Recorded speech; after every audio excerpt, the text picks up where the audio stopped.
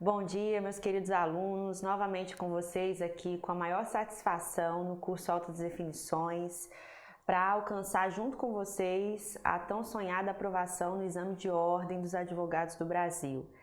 Antes de começar, eu vou dizer para vocês que na primeira aula era um outro técnico, e aí foi a primeira vez que eu dei aula, eu estava ainda me familiarizando para poder brincar com vocês, só que hoje é outro, que é Rafael, então eu ainda tô sem graça para brincar com vocês. Eu só vou contar para vocês que um cliente acaba de me ligar, eu acho que foi um cliente, 8 horas da manhã, não sei que horas que você está vendo a aula aí, o bom do curso online é esse, talvez você esteja de madrugada nos assistindo, e 8 horas da manhã eis que eu acredito que seja um cliente me liga a cobrar, não sou obrigada, né, não atendi, porque eu tô aqui para dar aula para vocês, depois eu vejo isso, mas a cobrar é sacanagem, né? Vamos lá, o professor de Direito Tributário, ele começou a falar com vocês, o professor anterior, sobre as matérias iniciais de direito tributário. Ele falou sobre leis orçamentárias, o conceito, a definição de tributo e entrou ali na matéria de tributos em espécie. Ele falou para vocês que pela teoria pentapartida, que é a teoria aceita hoje pelo Supremo Tribunal Federal, o STF, os tributos eles são divididos em 5 espécies. Vamos para a tela? Vamos lá comigo. Olha lá, gente, teoria pentapartida. Nós temos 5 espécies de tributo. Vocês já viram os impostos e vocês também já viram as taxas. E aí a gente vai falar sobre as contribuições de melhoria, as contribuições especiais e os empréstimos compulsórios nessa aula de hoje. Vamos continuar na tela para a próxima tela? Porque eu fiz para vocês um ranking. Professora, o que eu não posso deixar de estudar para levar para a prova do exame de ordem? Olha lá como é que funciona. Eu fiz um ranking das últimas provas, pelo menos 10 últimas provas. Fiz um levantamento de 42 questões. Então, tributos em espécie cai, professora? Cai e cai muito. Não dá para ir para a prova sem ter estudado as espécies tributárias, ok? Que são as 5 que nós já mencionamos. Olha lá o que mais cai, gente, ó, taxas e tarifas, tá? Em primeiro lugar, 19 questões.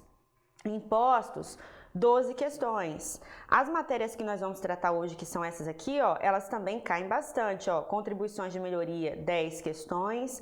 Empréstimos compulsórios, 10. E um pouco menos de contribuições especiais e o conceito legal de tributo que vocês também já viram em aulas anteriores. Então, gente, assim, não dá para ir para a prova sem conhecer as espécies tributárias, ok? E as que nós vamos tratar hoje, elas caem com bastante frequência no exame de ordem, sobretudo as contribuições de melhoria e os empréstimos compulsórios. Eu trouxe, inclusive, algumas questões de provas anteriores para a gente trabalhar aqui, fazendo os comentários pertinentes para que vocês tirem eventuais dúvidas aqui junto comigo. O que eu tenho para aconselhar para vocês, que eu já falei no vídeo passado, na aula anterior? Façam muitas questões, gente. Não dá para estudar para exame de ordem só assistindo vídeo aula. Não tem condição, ok? A menos que você seja o Albert Einstein. Você tem que resolver questões e muitas questões de prova. Tira um dia da semana e faça com você mesmo um simulado do exame de ordem. O mesmo tempo que você gastaria lá na prova, que o edital te dá de tempo para resolver as questões da primeira etapa, faça um simulado com você mesmo em casa, gente. Porque fazer a prova, além de testar você no conhecimento técnico, a prova é você ter o feeling da prova também, tá? É você saber o tempo de prova, a média que você tem para cada questão. Você já sabe quanto tempo de média você tem para cada questão? Se é 1 minuto, se são 2, se são 3? Por onde que você vai começar a fazer a prova? Você vai de frente para trás, de trás para frente? Das matérias que você mais sabe para as que você menos estudou? Das matérias que você tem mais afinidade para que tem menos ou o contrário? Isso daí você vai se testando, vai vendo o que dá certo com você, mas à medida que você faz provas anteriores, que são simulações do dia da sua prova mesmo, tá bem? Tem gente que engole vídeo aula, fica 12 horas assistindo vídeo aula e não faz questão de prova. E a banca, gente, ela tem um jeito de ser, né? Ela segue uma lógica, né? Apesar das últimas reclamações, dos últimos exames de ordem, mas a banca, ela em tese, ela tem que seguir uma linha de ser. E aí você vai perceber que as questões, muitas vezes, elas se repetem. Não tem para onde fugir, não é? A matéria é aquela dali. Então, o examinador, ele pede de uma outra forma, mas ele está pedindo algo que já foi cobrado em provas anteriores. Na minha prova mesmo, tinha questão que falava, meu Deus, eu fiz isso aqui igualzinho, tá? Teve provas que eu resolvi 3, 4 vezes, porque eu fiz a sequência de provas e aí já tinha acabado, eu voltei lá para o começo e refiz as provas. Isso ajuda bastante. Tem matéria, inclusive, que você nem sabe, essa que é a verdade, né? Que não deu tempo de você aprofundar, mas que você sabe a resposta de tanto que você fez, né? É o lance do estudo de concurso público mesmo, o peso que se tem de resolver questões é tanto quanto ou mais importante até do que estudar a matéria. Então, dê a mesma importância que você dá para estudar as matérias nas resoluções de questões, tá bem? Vamos aqui para a nossa matéria, para o slide. Vamos aqui para a tela, para a nossa primeira matéria de hoje, que é a contribuição de melhoria, que está dentro dos tributos em espécie. Vamos passar aqui o slide? E aí vamos lá nas contribuições. Olha lá, a previsão para as contribuições de melhoria está lá na Constituição Federal, no artigo 145, inciso 3. Então, depois aqui da nossa videoaula, vá para a Constituição Federal e leia esse artigo, esse inciso que eu estou dizendo para vocês. Volta aqui para mim. Professora, o que são contribuições de melhoria? Quando que eu pago essas contribuições e por que eu quase nunca ouço falar? Se eu perguntar para você, você já pagou contribuição de melhoria? Conhece alguém que tenha pago esse tipo de tributo? Certamente você vai dizer que não. Porque, gente, a contribuição de melhoria, das 5 que nós temos, impostos, taxas, contribuições especiais, a própria contribuição de melhoria e os empréstimos compulsórios, elas são o tipo de tributo mais transparente, por assim dizer, que existe. Porque a contribuição de melhoria você paga como uma contraprestação de um serviço que o Estado te ofereceu, que necessariamente tem que ser uma obra pública. Mas para que você pague por essa obra pública, que dela decorreu uma valorização imobiliária do seu imóvel, daqui a pouco a gente vai destrinchar isso melhor, mas para que você pague isso é necessário, por exemplo, que o Estado divulgue, União, Estado ou município, ela divulgue quanto que se gastou naquela obra. Então perceba que não é interessante para o ente público instituir a contribuição de melhoria, porque ele vai ter que prestar contas.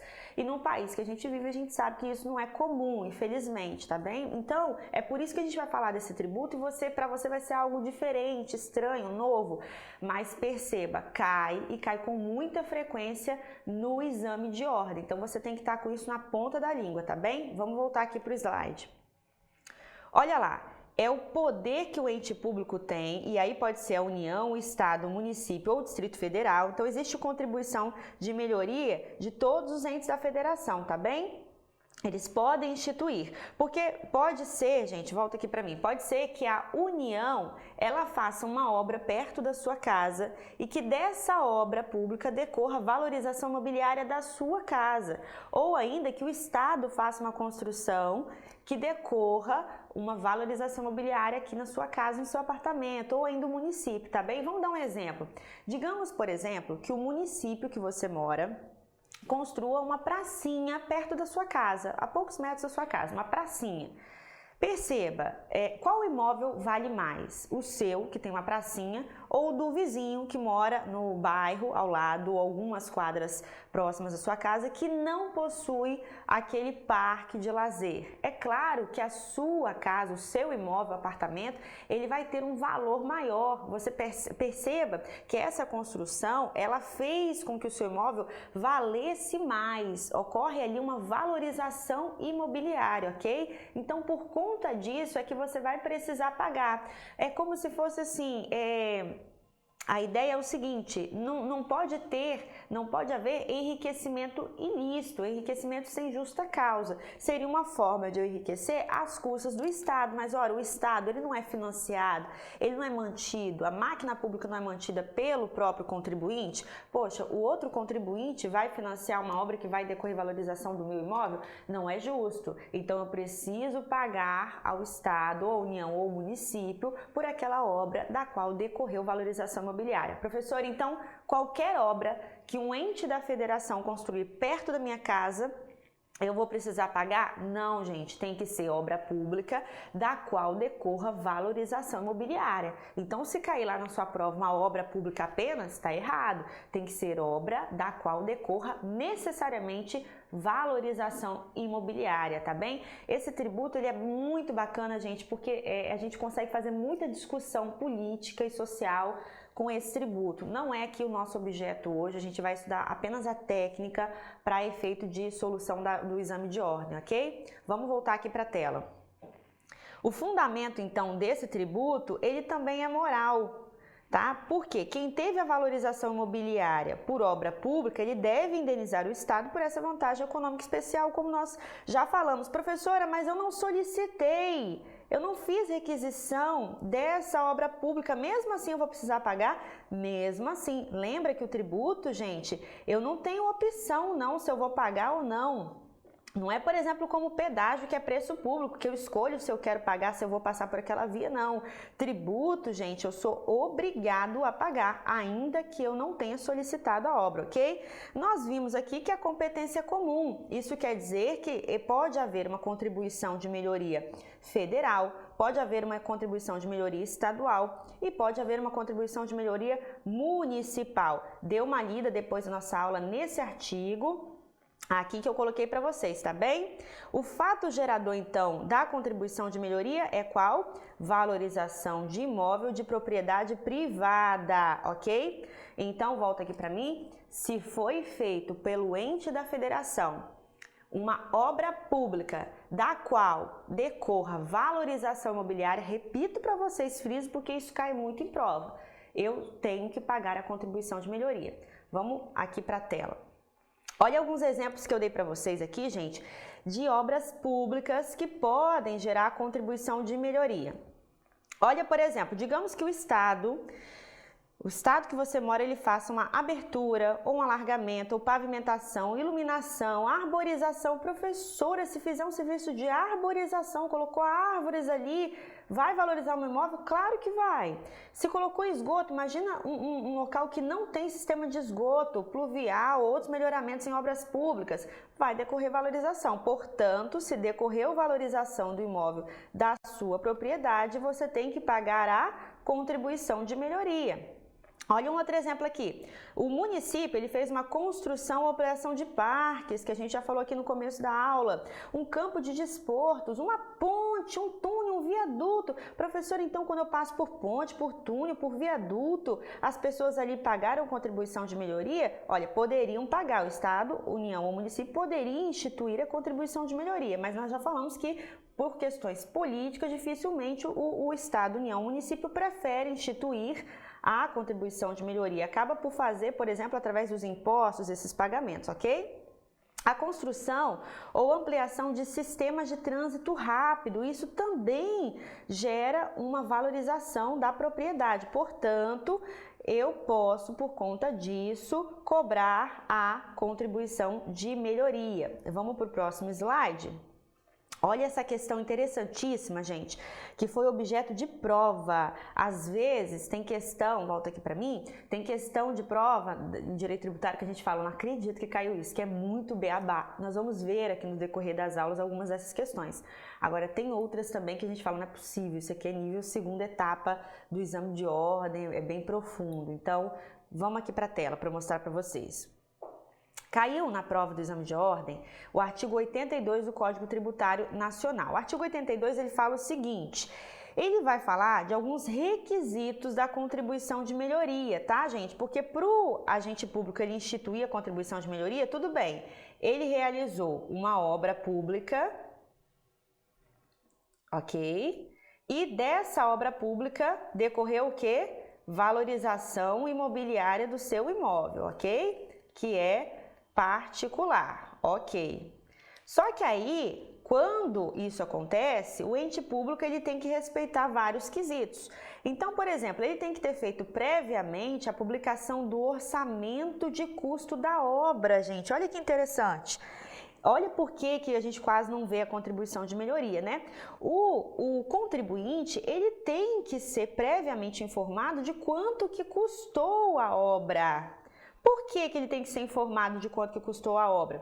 Porque ele tem um prazo não inferior a 30 dias para impugnação. Vamos voltar aqui que eu não sei se eu me fiz entender. Olha só, essa publicação de orçamento de custo da obra, ela tem que ser feita num prazo não inferior a 30 dias para que o contribuinte possa impugnar qualquer dos elementos referidos no inciso anterior, que é o próprio orçamento de custo da obra. Então, vamos voltar aqui para mim. O ente público, ele tem que publicar quanto que custa a obra, qual o orçamento da obra.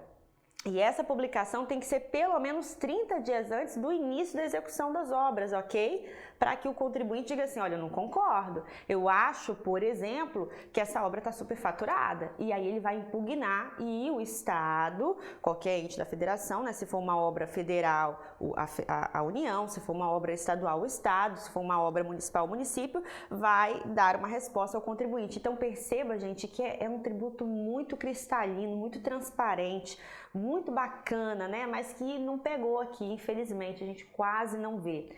Vamos voltar aqui no nosso slide. Então, isso aqui foi questão de prova. O que foi questão de prova, professora? Essa questãozinha aqui, que a gente daqui a pouco vai falar sobre ela. Vocês acreditam nisso, que caiu isso aqui? Que, ó, o prazo não inferior a 30 dias para que seja publicado o orçamento da obra, isso foi objeto de prova. Olha como cai em prova do exame de ordem.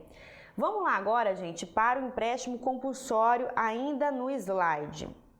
O empréstimo compulsório ele está previsto no artigo 15 do CTN. Nós vimos que lá no ranking os empréstimos compulsórios também são bem cobrados no exame de ordem. Nós encontramos 10 questões nas últimas provas, assim como nas contribuições especiais. Diferente da contribuição especial, gente, somente a União é que pode instituir o empréstimo compulsório, ok? Somente a União. Então você não vai ouvir falar em empréstimo compulsório estadual.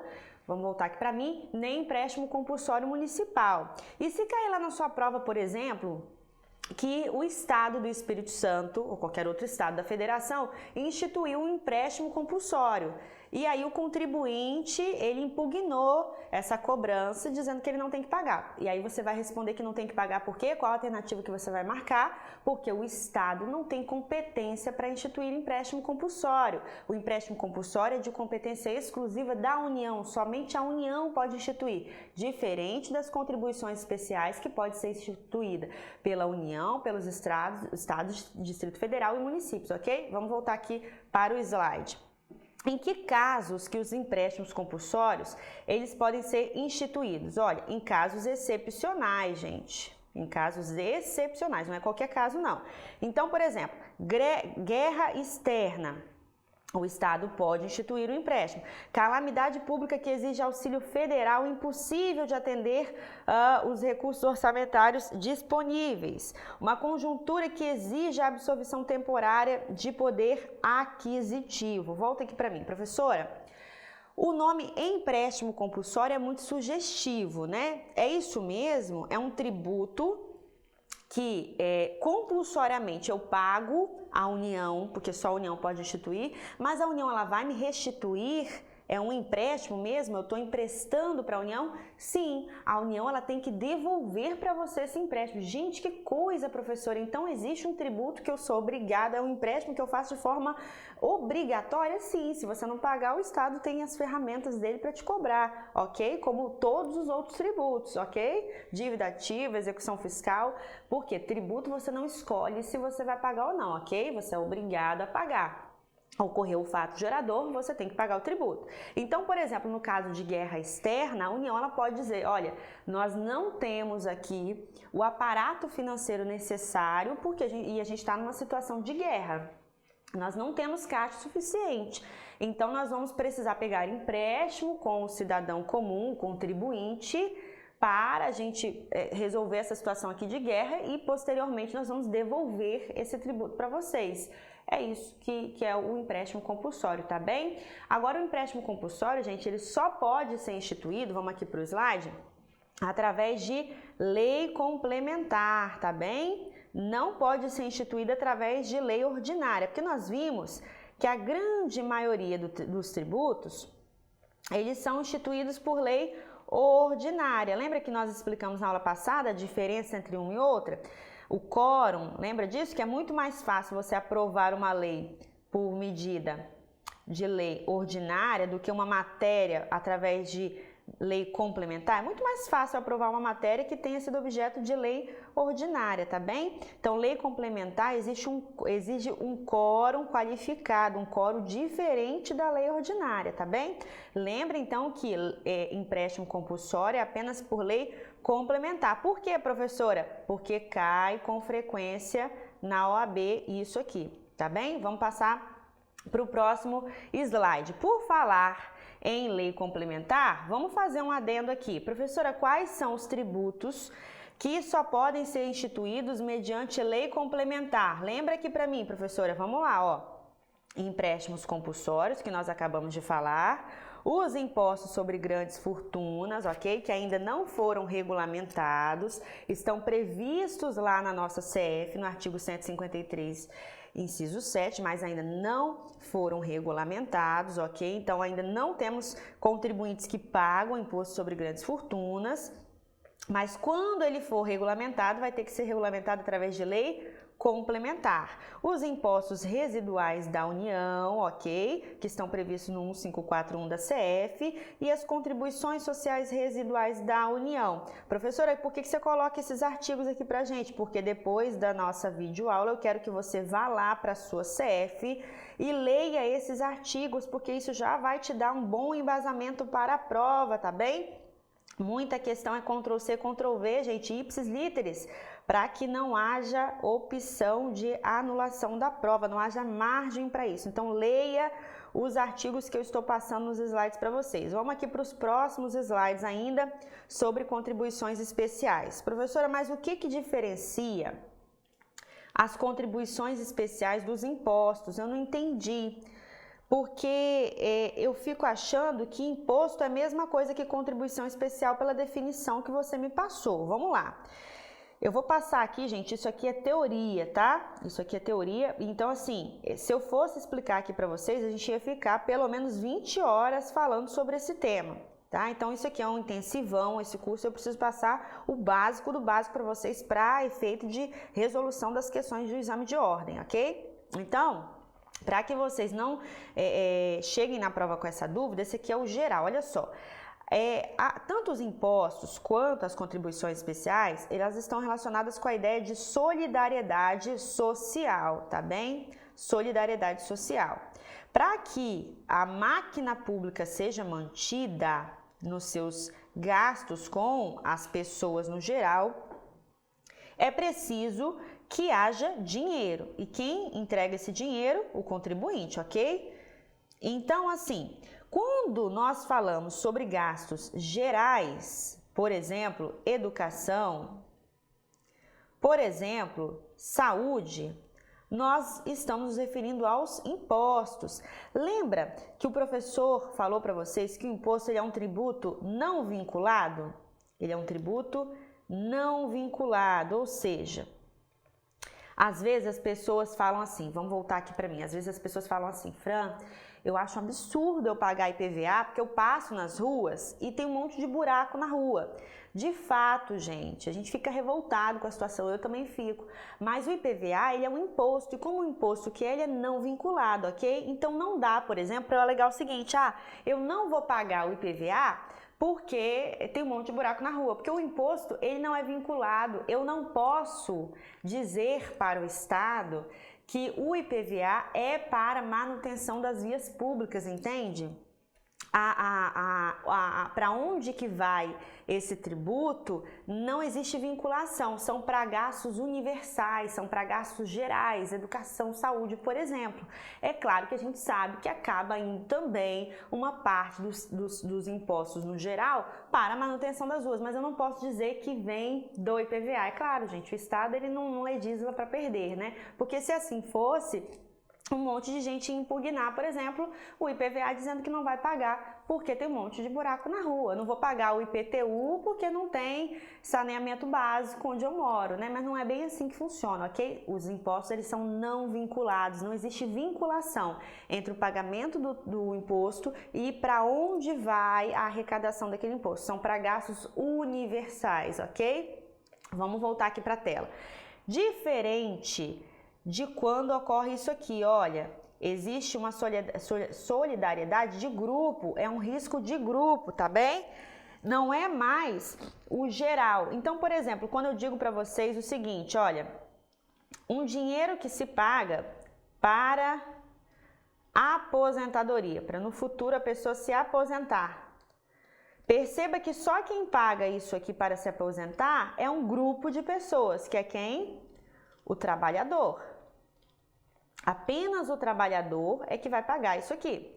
Professora, mas é um grupo muito grande. Sim, é um grupo muito grande, mas é apenas o trabalhador que vai pagar isso aqui. Não é qualquer pessoa. Aquela pessoa que não está aqui no grupo do trabalhador não vai pagar essa contribuição para a aposentadoria. Então, é um risco, gente, de grupo, ok? De um grupo específico. Toda vez que for para um grupo específico, eu estou falando de contribuição especial, ok? Que é um tipo de tributo, sim, que eu pago sem escolher se eu quero pagar ou não, ok? Por exemplo, as contribuições para a aposentadoria, eu não escolho se eu vou pagar ou não, ok? Diferente da contribuição que é geral, para gastos gerais, que vão fundamentar os impostos. Vamos para o próximo slide. Olha as características que eu coloquei aí por escrito para você quando você for estudar sozinho aí depois da nossa aula. A característica fundamental das contribuições especiais é que é um tributo cuja destinação do tributo da arrecadação tem uma finalidade, ok? A característica peculiar do regime jurídico da contribuição especial é que as exações estão destinadas a determinada atividade, perceba, diferente dos impostos, exercitável por entidade estatal ou paraestatal ou por entidade não estatal reconhecida pelo Estado como necessária e útil à realização de uma função de interesse público. Vamos continuar aqui que você vai entender melhor. As contribuições especiais, elas se subdividem em alguns grandes grupos. Então, são as contribuições sociais gerais, as contribuições social-previdenciárias e outras contribuições.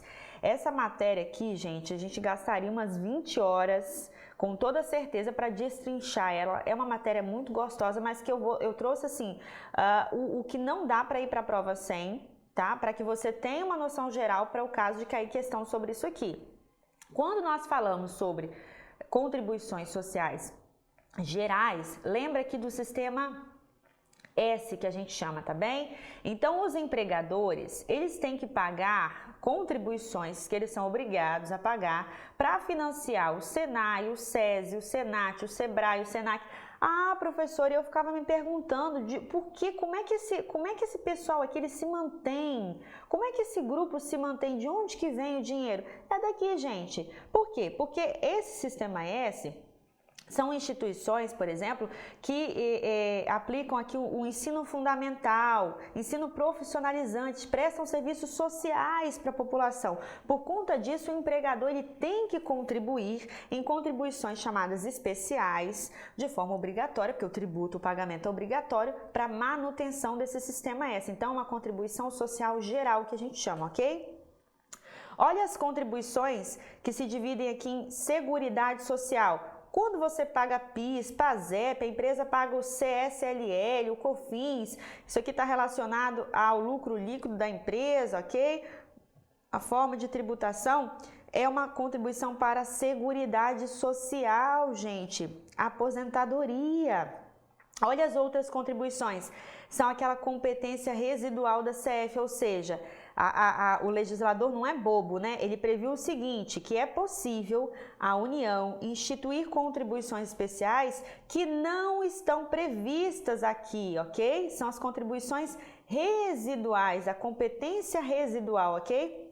Ela pode prever contribuições que não estão previstas na CF. Olha que interessante, a própria Constituição Federal previu isso. Olha, dá para instituir um tributo do tipo contribuição especial que não esteja prevista na Constituição Federal. Muito inteligente o legislador quando fez isso, né? Porque aí não dá para você dizer, eu não vou pagar porque não está previsto. Não, olha, foi criado esse tributo. Essa contribuição especial agora é diferente porque por conta da competência residual, dá para a gente instituir sim.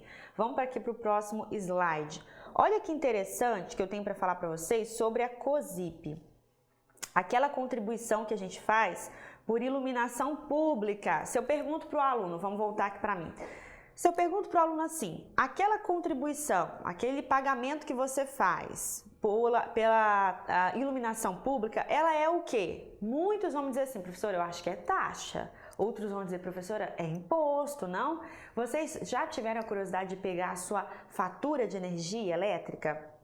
Você percebeu que esse pagamento que você faz pela iluminação pública é feita junto com a fatura? Porque aí você não pode questionar, né? Não tem como, por exemplo, dizer assim, eu não vou pagar a COSIP. Eu vou pagar só a minha iluminação pública, só a minha energia elétrica, perdão, e vou questionar isso aqui. Eles cobram, a empresa cobra junto a iluminação pública e a sua energia elétrica e aquele valor referente à iluminação pública, tudo numa fatura só, que aí não tem como você pagar uma e não pagar outra, né? Proposital. Mas aí pergunto para vocês se ela é taxa, se ela é contribuição especial, se é contribuição de melhoria, o que é a iluminação pública? Bem, isso foi objeto de grande discussão, gente. Por quê? Porque alguns doutrinadores falavam que a iluminação pública era uma taxa. Então é muito comum a gente falar assim, taxa de iluminação pública. Mas olha, eu pergunto para vocês, uma das características da taxa é que ela é divisível. Você consegue perceber quem está sendo beneficiado com aquele serviço público, certo? É um serviço público prestado pelo ente divisível, ok? Diferente da contribuição de melhoria, que não pode ser qualquer tipo de serviço. É necessariamente uma obra pública e da qual decorra valorização mobiliária. A diferença entre contribuição de melhoria e a taxa, tudo bem? Bom, mas então a iluminação pública não pode ser tributada mediante a espécie taxa, professora. Por quê? Porque eu não sei quem está sendo beneficiado. Inclusive, qualquer pessoa que passa na rua com a iluminação pública, ela é beneficiada. Como é que eu vou caracterizar, determinar quem de fato está sendo beneficiado para cobrar dessas pessoas a taxa? Não tem como. Então, já caiu por terra. Bem, então, hoje o STF, vamos voltar aqui para a tela, editou já há algum tempo, na verdade, salvo engano, em 2003, uma súmula dizendo o seguinte, quando tinha essa discussão, que o serviço de iluminação pública, ele não pode ser remunerado mediante taxa, ok? Então, se tiver lá na prova que você vai fazer, a COSIP sendo remunerada mediante taxa, você já vai marcar que está errado, porque não pode ser remunerada mediante taxa, ok? A COSIP, gente, ela é um tributo sui generis, ok? A gente fala do tipo contribuição especial, mas é sui generis, ok? Porque às vezes ela tem característica de taxa e às vezes ela parece taxa, às vezes ela pode parecer imposto, tudo bem? Por que não é imposto, professora? Volta aqui para mim. Porque o imposto, gente, ele é não vinculado, lembra? Não dá pra gente dizer assim, olha, eu tô pagando esse imposto aqui que vai para tal lugar. Não, são para gastos gerais, genéricos, ok? Comuns. Educação, saúde, lembra que a gente falou isso? Não dá para eu pagar IPVA achando que aquele IPVA é para manutenção das vias públicas, porque não existe vinculação, ok? Não dá para eu impugnar o pagamento, dizer que eu não vou pagar o IPVA porque a minha rua é toda esburacada. Não dá para eu dizer que eu não vou pagar o IPTU porque no local que eu moro não tem esgoto, ok? Para o IPTU, por exemplo, é cumulativo, existe uma lista de serviços que são prestados, ou que eu tenho que dizer assim, ó, não presta esse serviço, não presta esse, cumulativamente, então eu vou questionar aqui que eu não vou pagar o IPTU, mas aí você teria que pagar um outro tributo, tá? Que é um tributo que não é considerado para a área urbana, mas para a área rural. Então, assim, o ITR, então também teria que pagar tributo. Então, perceba, não dá para eu vincular o tributo com o gasto daquele tributo. Porque se fosse assim, gente, eu diria o seguinte, eu não vou pagar imposto de renda porque no país tem muita corrupção. E o tributo que eu estou pagando está sendo para desvio. Perceba, não dá para impugnar o pagamento e dizer que eu não vou pagar por conta disso, porque não existe vinculação, ok? É claro que a gente pode cobrar e devemos cobrar do ente público, mas não justifica não pagar o tributo, dizer que eu não vou pagar por conta disso ou daquilo, porque para o imposto existe o princípio da não vinculação, ele não é vinculado, ok? A cobrança do tributo com a receita desse tributo, para onde que vai? São para gastos gerais, tá bem? Então não dá para eu achar que o valor que eu pago pela iluminação pública é um imposto. Por quê? Porque é um serviço que está sendo prestado, que eu estou fazendo a contraprestação para o Estado, então existe uma vinculação, perceba? Diferente do imposto. Então, se cair, vamos voltar aqui para a tela, a COSIP na sua prova, lembre-se que a COSIP é uma contribuição especial, tá bem? Vamos passar aqui as telas para as questões. Preste atenção, olha essa questão, por exemplo, que foi agora, super recente, de 2017, tá bem? Vamos fazer com toda atenção a questão, olha só. Vamos voltar aqui. O município Alfa realizou obras nas praças públicas de determinado bairro. Então, município, ok?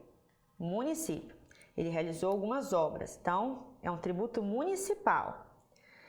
Incluindo, então aqui ó, obra, já falou para você que realizou obra, você já pensa em quê? Em contribuição de melhoria, se for algum tributo, vai ser contribuição de melhoria, por quê? Porque é obra pública, vamos ver se decorreu valorização mobiliária, porque tem que ter decorrido valorização mobiliária. Incluindo iluminação e arborização, lembra que nós falamos que são exemplos de serviços de obras públicas que podem ser cobradas mediante o tributo contribuição de melhoria? Tais obras acarretaram a valorização imobiliária. Beleza, já tem os dois critérios, né? Foi feita uma obra pública da qual decorreu valorização imobiliária. Pode ser perfeitamente cobrado por contribuição de melhoria. E decorreu essa valorização imobiliária de dezenas de residências daquela região. Em decorrência disso, o município instituiu contribuição de melhoria. Sobre a contribuição em questão, segundo o Código Tributário Nacional, assinale a alternativa correta. Vamos lá. Letra A. É válida, pois deveria ter sido instituída... É inválida, perdão, gente, olha lá. Letra A. É inválida, pois deveria ter sido instituída pelo estado beta, onde está localizado o município Alfa. Gente, falou coisa com coisa aqui, né? Pelo amor de Deus. Letra B. É válida, pois poderia ter sido instituída independente de valorização dos imóveis dos contribuintes. Gente, falou besteira. Por quê? Porque depende obrigatoriamente, a gente falou isso, não é qualquer obra que vai gerar a cobrança, vai dar o direito ao ente da federação de fazer a cobrança de contribuição de melhoria. É uma obra que necessariamente tem que ter decorrido dela a valorização imobiliária do seu imóvel. Então aqui, ó, independente de valorização imobiliária, falou besteira, falou o contrário, né? E aí o aluno, por exemplo, que só ouviu falar alguma coisa de valorização imobiliária, não prestou atenção, ele vê aqui, ó, valorização imobiliária e marca errado. Bom, letra D, é inválida porque deveria ter como limite individual o valor global da despesa realizada pelo poder público na obra e não a valorização de cada imóvel. Falou coisa com coisa. Deveria ter como limite individual o valor global da despesa realizada pelo poder público na obra e não a valorização de cada imóvel. Em nenhum momento ele disse qual o valor que seria cobrado aqui no enunciado da questão. Então ele embolou o meio de campo. Olha a letra B. é válida porque foi instituída para fazer face ao custo de obra pública da qual decorre a valorização mobiliária. Gente, é o que a gente estudou aqui em aula, tá bem? Questão molezinha, questão dada, gente, que caiu no exame de ordem de 2017. Tranquilo, tranquilo, não aprofundou, tá vendo? É válida porque foi instituída para fazer face ao custo de obra pública da qual decorre a valorização mobiliária.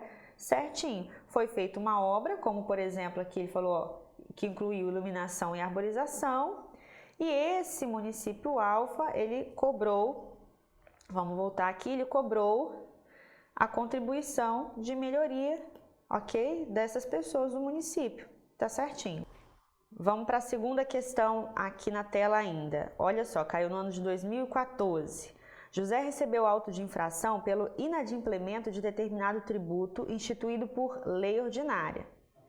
Então, ocorreu alguma falta de pagamento de um tributo por José, que foi instituído por meio de lei ordinária, ok? José contesta a exigência, vamos apagar isso aqui. José contesta a exigência fiscal sob o argumento correto de que o tributo em questão deveria ter sido instituído por lei complementar. Olha só, questão de competência tributária, misturando também com espécie tributária. A partir da hipótese apresentada, assinale a opção que indica o tributo exigido no referido auto de infração. Então, ele te dá uma dica. José recebeu um auto de infração dizendo que ele deixou de pagar um determinado tributo. Aí o José falou o seguinte, ó, eu vou impugnar isso aqui, eu vou contestar, porque esse tributo ele foi instituído por meio de lei ordinária, mas na verdade não poderia, tinha que ser instituído por lei complementar. Bom, qual é esse tributo? Aí você vai olhar aqui nas alternativas, que só tem um tributo dessas alternativas que tem que ser instituída por meio de lei complementar, ok? Os demais vão poder ser instituídos por meio de lei ordinária, você vai aqui por exclusão. Bem, nós vimos na aula de hoje, gente, que os empréstimos compulsórios, eles só podem ser instituídos mediante lei complementar. Nós vimos isso na aula de hoje, ok? Para você lembrar que o empréstimo compulsório é, por exemplo, na situação de calamidade pública, lembra que nós vimos isso? Que o contribuinte empresta e que a União ela tem que devolver esse valor e é só através de lei complementar? Então tá aqui, questão molezinha também. Vamos para a próxima questão. Caiu no ano 2008, ó. Suponha que determinado ente da federação pretenda instituir contribuição de melhoria para fazer face ao custo da construção de uma linha de metrô, ok? Que beneficiará certa região metropolitana com valorização imobiliária. Considerando essa situação hipotética e a disciplina da espécie tributária mencionada, assinale a opção correta. A. O referido ente da federação somente pode ser um município ou Distrito Federal. Ele está querendo dizer o seguinte, que somente o município ou Distrito Federal pode instituir contribuição de melhoria. Isso é verdade? Não. Nós vimos que tanto a União, quanto os estados, quanto o Distrito Federal, quanto os municípios podem instituir contribuição de melhoria. Então, viajou na maionese. Cancela. O valor da contribuição de melhoria deverá corresponder ao custo total da obra dividido pelo número de imóveis beneficiados. Isso aqui a gente não falou em aula, falo para vocês agora. E aí é uma coisa muito lógica. Se a obra pública, por exemplo, gente, custou 100 mil reais, vamos colocar um valor hipotético aqui, 100 mil reais, isso significa dizer que o limite máximo do valor da contribuição de melhoria que eu vou cobrar, ó, de cada uma dessas pessoas aqui, desse município, é a cota parte dessa pessoa, vai pegar os 100 mil e vai dividir pelo número de pessoas aqui. E aí vai ser a cota parte para cada um. Sendo que vai dar o limite máximo de quanto? Quando eu somar, 100 mil reais. Claro, não faz sentido a obra ter custado 100 mil e eu cobrar de todas essas pessoas de modo que o montante dê 200 mil, por exemplo. Não faz sentido, porque a contribuição de melhoria nada mais é do que o pagamento pela obra realizada, ok?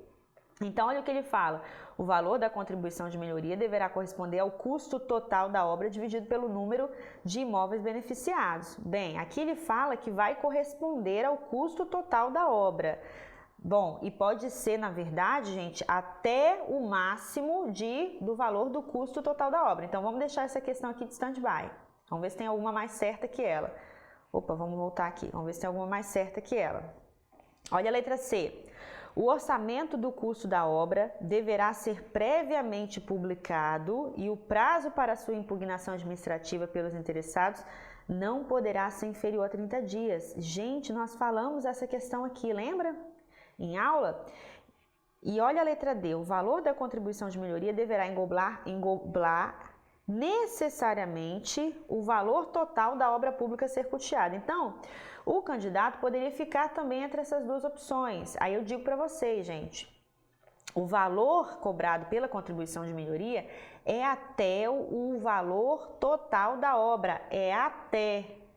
Isso quer dizer que nada impede que, por exemplo, o município tenha realizado uma obra de 11 mil e cobre dos contribuintes, por exemplo, 80 mil. De modo que cada um vai pagar a sua cota à parte, cada contribuinte, até o valor de 80 mil. Não tem problema nenhum. O que a lei diz é que o limite máximo é até o valor da própria obra, no máximo, entendeu? Então, quando ele fala assim, ó, o valor da contribuição de melhoria deverá englobar necessariamente o valor total da obra, não, tá errado, não é necessariamente. Quando ele diz o valor, lá na letra B, o valor da contribuição de melhoria deverá corresponder ao custo total? Deverá corresponder ao custo total? Não, deverá corresponder até o custo total da obra. É até, não é necessariamente o custo da obra. Então, a letra correta é a letra C, que nós vimos, que lembra que o ente público tem que publicar em um prazo não inferior a 30 dias o orçamento do custo da obra. Nós vimos isso em aula e isso caiu em prova. Agora vamos para a questão 4, última questão que eu trouxe aqui para vocês. Essa questão, gente, ela é mais cansativa do que difícil, tá?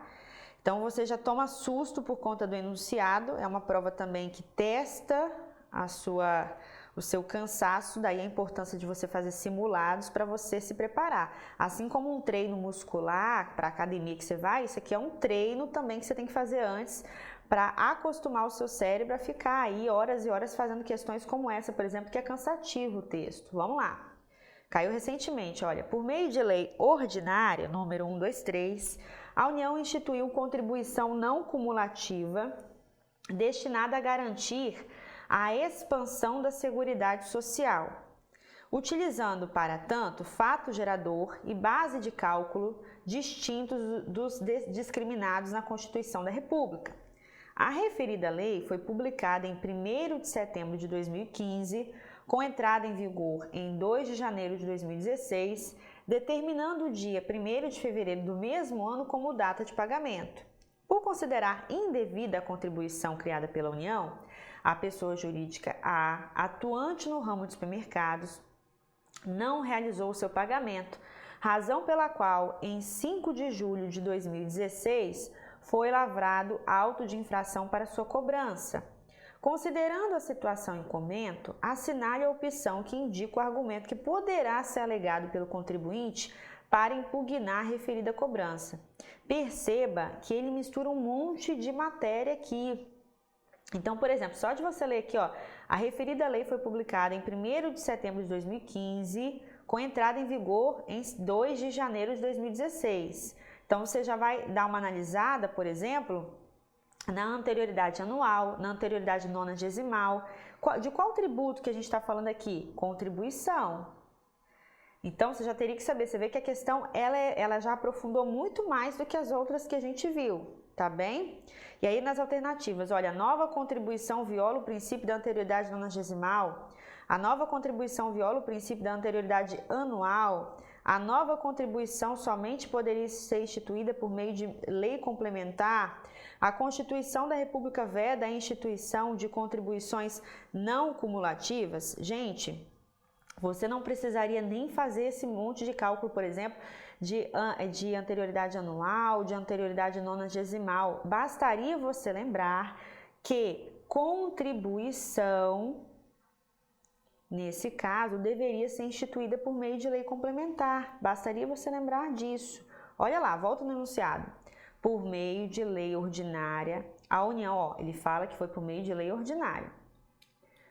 que é o erro da questão. Mas como é que você vai descobrir isso? A União instituiu contribuição não cumulativa destinada a garantir a expansão da Seguridade Social. De qual tipo de contribuição nós estamos falando aqui, gente?